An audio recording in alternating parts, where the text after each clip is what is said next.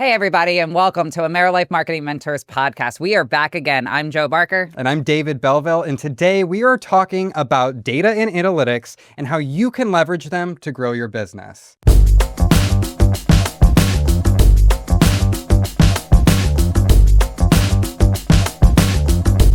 So, Joe, data and analytics is a part of marketing that maybe isn't as appealing as some other parts of marketing, but having said that, it is one of the most important parts of marketing because if you don't have the data and analytics, you don't know what decisions to make. And so to start this conversation today, what would you recommend to somebody who's just getting started with marketing and they're unsure of how to begin tracking their analytics? Yeah, I think you're right. I think sometimes when people hear the words data and analytics, it's like almost unknown or it's overwhelming almost to where it's, if they don't really understand what it is, it causes friction and they're like, well, I don't know if I want to, deal with that or I'm more worried about just making sure that my ad posted or whatever it is. Mm-hmm. So I think the easier that, that we can make it and that people understand, it doesn't have to be complicated.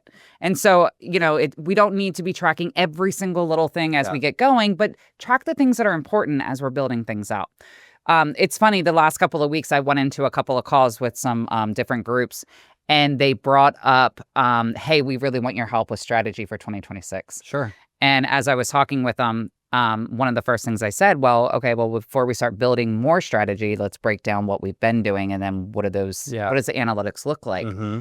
And you could tell they were like, oh, well, I guess that kind of makes sense. Like before we start building on strategy, let's actually break down everything that we're doing. And then let's make sure, that we're making good decisions. Because just with everything, what is it called? The Pareto principle or something where it's a 80-20 rule. Okay. 80% of your, or 20% of your efforts basically bring 80% of the results. Yeah, I've heard that before. Exactly. So that's kind of what it is with data and analytics and why it's so important is the more that, the more we know what's working, the more we can amplify it. And then why are we going to be putting all this effort into things that aren't working? Yeah. So data and analytics is simply tracking the pieces that we need so we can make informed decisions to move forward with either more of that or try new tactics. Absolutely. And as you were talking, one thing that I heard was essentially you need a baseline to start from. So whether that means you are starting with a clean slate or you've been in business for a year and it's just time to start leveling up, you need to have some sort of a baseline metric so that you can create realistic goals.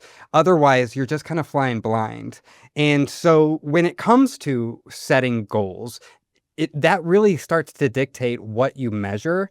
And so defining what success looks like is an integral part of your first steps as well. Absolutely. So even think about what we've done here at AmeriLife Marketing Mentors as we've launched.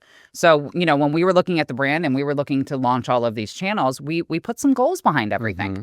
The only way we know if we're hitting those goals is if we're measuring against them with the tools that we use. So we'll give an example. The very first webinar that we ran, we really didn't know exactly what to expect. It was our first webinar. We knew we were using different tactics. We knew that, we had some goals set on there as we wanted X amount of people to register. We wanted X amount of people to show up. Based off of who registered. And so that was just baseline. But what was really important as we were building all of that out is all those channels that went into play. So if we were doing email marketing, tracking what email actually brought in. If we were doing Facebook advertising, which we did, it was tracking what came in. So when you're just getting started, to me, that's the fun part, where you're kind of taking a best guess at, hey, this is what I would like to see.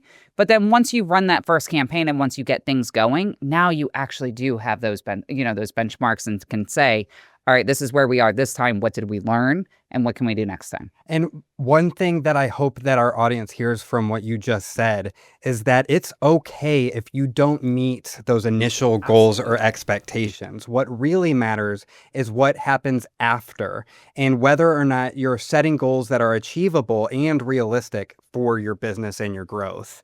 You mentioned email marketing. That is one component of marketing that requires an eye for data and analytics, but there's also the website data that you need. You can measure your success on social media and, of course, YouTube. We know how important video is these days. So there's a lot of different things to track, but let's keep it simple and go one by one. Absolutely. When it comes to measuring the success of your website, where would you start? What metrics are you looking for? All right. So anything with your website, I would definitely make sure that you have Google Analytics attached to that.